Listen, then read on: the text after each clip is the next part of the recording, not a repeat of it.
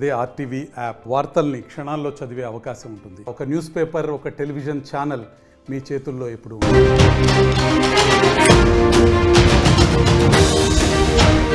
Breaking news చూస్తున్నాం. తాడిపత్రిలో జేసీ park లో ఈవెంట్ జరిగినటువంటి ఆ ఘటన పైన మంటలు చెలరేగుతున్నాయి. అయితే తాడిపత్రిలో సినీ నటి మాధవీలత పైన ఫిర్యాదులు అందుతున్నాయి. బీజేపీ నేత మాధవీలత పైన ఫిర్యాదు చేశారు టీడీపీ మహిళా కౌన్సిలర్లు. జేసీ పార్క్ లో only for ladies new year వేడుకలపై మాధవీలత తప్పుడు ఆరోపణలు చేశారని ఫిర్యాదు చేశారు. డిసెంబర్ 31న మహిళలకు పార్టీ ఇచ్చినటువంటి JC Prabhakar Reddy only for women పేరుతో న్యూ ఇయర్ వేడుకలు నిర్వహించారు. ఈవెంట్లో పాల్గొనవద్దంటూ రియాక్ట్ అయినటువంటి మాధవీలత యామని మాధవీలత పైన బూతులతో విరుచుకుపడ్డారు. జేసీ మాధవీలత పైన తీవ్రమైనటువంటి వ్యాఖ్యలు చేశారు. సాధినేని యామిని పైన హాట్ కామెంట్స్ చేశారు జేసీ. ఇలాంటి అమ్మాయిలు మాకు నీతులు చెప్పేది అంటూ కూడా ఆగ్రహం వ్యక్తం చేశారు. మంచి అమ్మాయిలను పార్టీలో పెట్టుకోవాలంటూ బీజేపీకి జేసీ సూచన ఇచ్చారు. ఇంతకీ మాధవీలత రియాక్ట్ అయిన తీరు, జేసీ ప్రభాకర్ రెడ్డి మాట్లాడినటువంటి రియాక్షన్స్ ఒకసారి చూద్దాం. ఆ తర్వాత మరిన్ని డీటెయిల్స్ మీకు అప్డేట్ చేసే ప్రయత్నం చేస్తాం.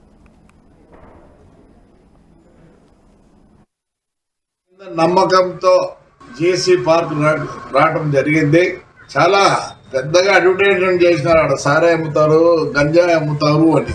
అసలు ఆ అమ్మాయి ఫోటో చూసారా మీరు? ఉత్తపిత్తలుండి రోజా చేసుకుంటున్నారు. అట్లా అమ్మాయి చెప్పేది.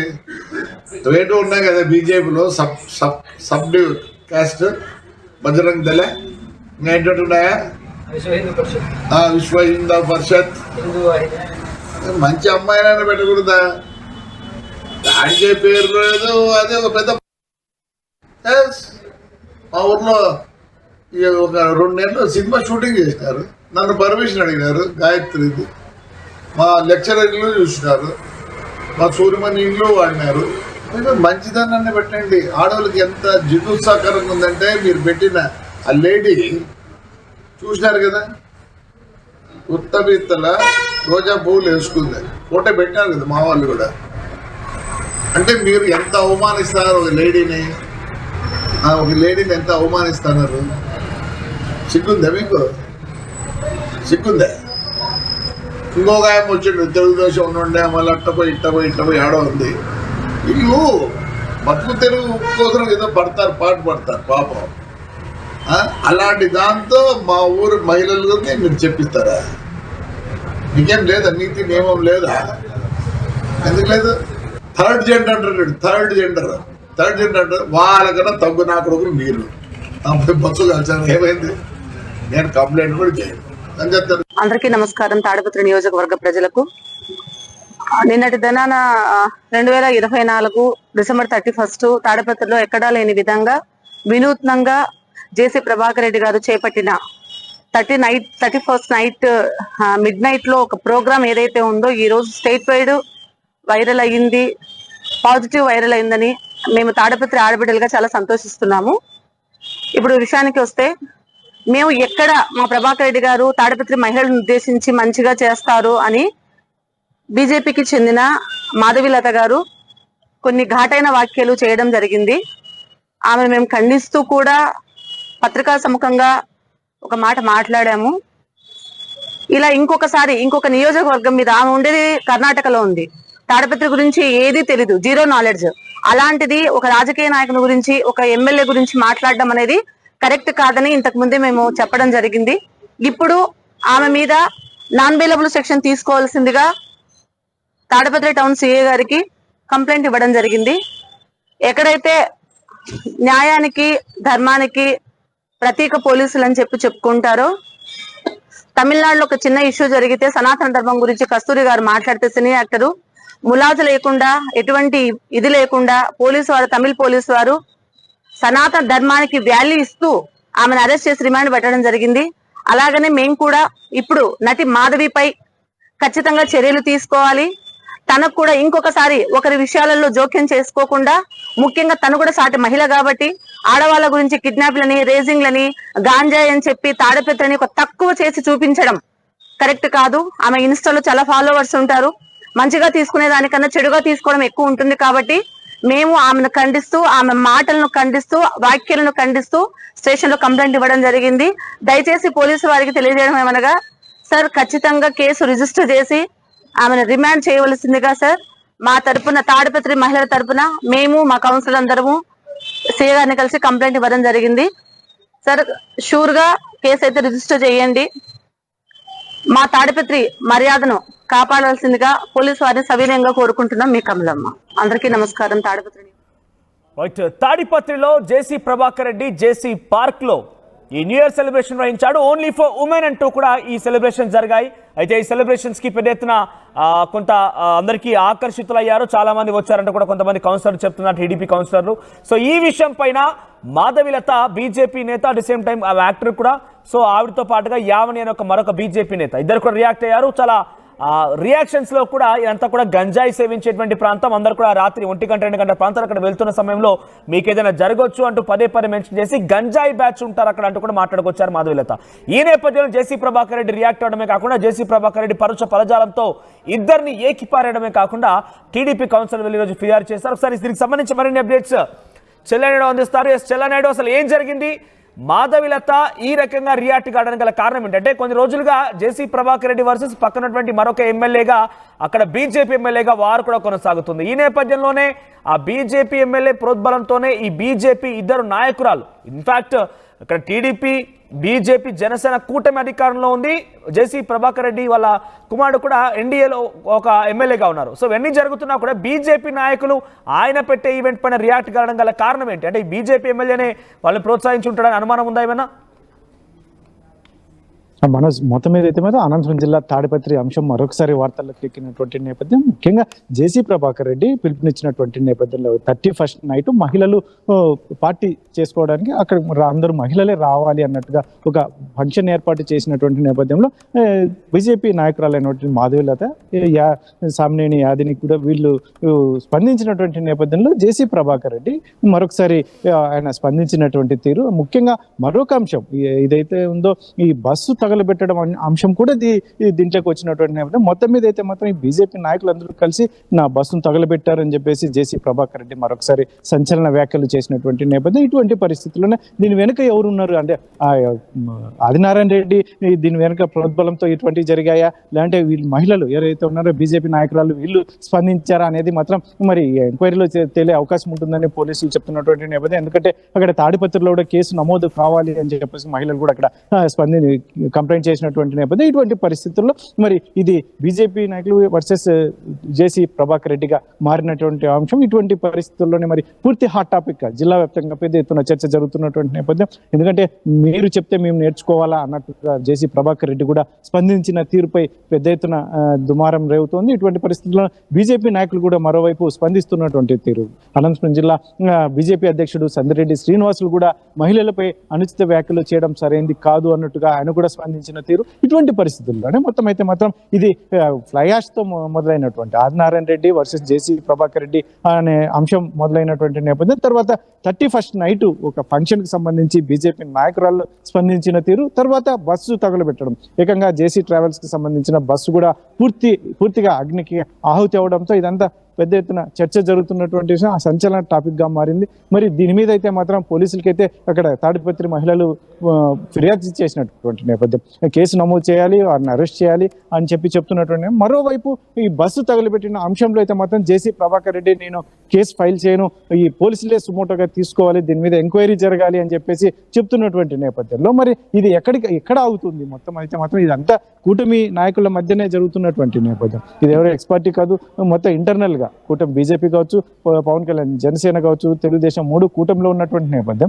అక్కడ అందులో తాడిపత్రికి జేసీ అస్మిత్ రెడ్డి ఎమ్మెల్యేగా ప్రాతినిధ్యం వహిస్తున్నటువంటి నేపథ్యం. ఇటువంటి పరిస్థితుల్లో హాట్ టాపిక్ అన్నది అటు బీజేపీ మహిళలు అయితే మాత్రం వ్యాఖ్యలు చేసినటువంటి నేపథ్యంలో అక్కడ వెళ్ళొద్దు, అక్కడ గంజా ఇటువంటివన్నీ అమ్ముతూ ఉంటారు, అందులో అక్కడ వాడే వ్యక్తులు కూడా ఉంటారు, కాబట్టి మహిళలకు ఇబ్బందికరంగా ఉంటుంది అన్నట్టు మహిళలు స్పందించడం, ఇటువంటివన్నీ చూస్తుంటే నేను ఇక్కడ ఏర్పాటు చేస్తున్న దాని అంశంపై ఈ బీజేపీ మహిళలు వ్యాఖ్యలు చేయాల్సిన అవసరం ఏముంది అన్నట్టుగా జేసీ ప్రభాకర్ రెడ్డి కూడా రియాక్ట్ అయినటువంటి నేపథ్యం. ఇటువంటి పరిస్థితి మొత్తం అంతా కూలంకషంగా చూసుకుంటే ముఖ్యంగా హైకమాండ్ ఏదైతే ఉందో తెలుగుదేశం కావచ్చు, ఇలాంటి ఇటు బీజేపీ నాయకులు హైకమాండ్ ఎలా స్పందిస్తుంది, అందులోనూ ముఖ్యంగా పోలీసులు అయితే మాత్రం పోలీసులకు ఫిర్యాదు అందినటువంటి నేపథ్యంలో ఎస్పెషల్లీ మాధవిలత వీరిపై కేసులు నమోదు చేసి వీరిని ఖచ్చితంగా శిక్షించాలి అని చెప్పేసి మహిళలు డిమాండ్ చేస్తున్నటువంటి నేపథ్యంలో మరి పార్టీలు ఇన్వాల్వ్ అవుతాయి.